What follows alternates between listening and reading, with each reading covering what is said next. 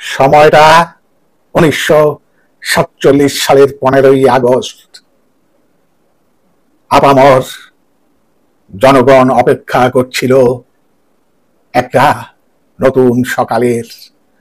স্বাধীনতা সেদিন ফল দান করবেন। অন্ধকার অন্ধকার অদৃশ্য হলেই নতুন দিনের সূত্রপাত হবে।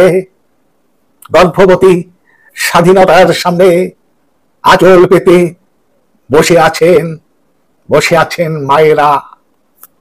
সবার হৃদয় ভর্তি ক্ষুধা, বুক ভর্তি প্রশ্ন। এক শহীদের মায়ের চোখ থেকে ঠিকরে বেরোচ্ছে আগুন। তিনি চিৎকার করে বলছেন, স্বাধীনতা স্বাধীনতা তোমার ফলদানে তৃপ্ত হবে আমার সন্তান। আর আর বিলম্ব নয়, এবার দাও কিছু যা তার কাঙ্ক্ষিত ছিল। স্বাধীনতা স্বাধীনতা নির্বাক ভাবে তাকিয়ে থাকে সেই সন্তানকেই যে ধরে রাখা গেল না। সেই সন্তানকেই যে ধরে রাখা গেল না। আর এক মা ছুটতে ছুটতে এসে আস্তে পড়ে স্বাধীনতার পায়ে।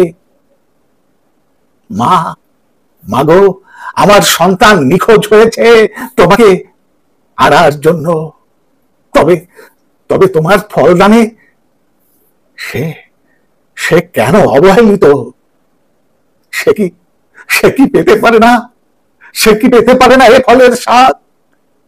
উত্তর দাও, উত্তর দাও, তুমি উত্তর দাও। স্বাধীনতা উত্তর দেওয়ার আগেই তাকে নিয়ে শুরু হয় দড়ি টানাটানি। সে যন্ত্রণায় ছটফট করে। তাকে ঘিরে টানাপোড়েন চলে জোর কদমে। ক্ষমতালোভী আর সাধারণের মাঝে বারবার যে টেনে নিতে পারবে নিজের দিকে, সেই পাবে স্বর্গীয় সুখ। সহসা বোঝা গেল বেশি টান ক্ষমতালোভীদের দিকে। আহত স্বাধীনতা ভাবলো, এ অন্যায়। এই ফল কারো একার নয়।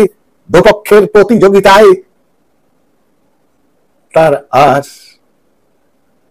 ফল প্রসব করা হলো না। সে ফল আজও ত্রিশঙ্কু।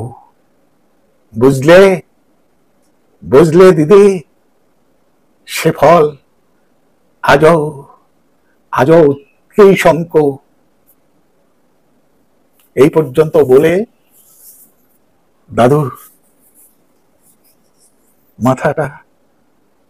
মাথাটা নিচু করলেন। আমি বললাম, দাদু, এ কথা গল্প হলেও সত্যি। নমস্কার। কবিতাটি লিখেছেন মাননীয়া কবি সঙ্গীতাকর। কবিতা গল্প হলেও সত্যি।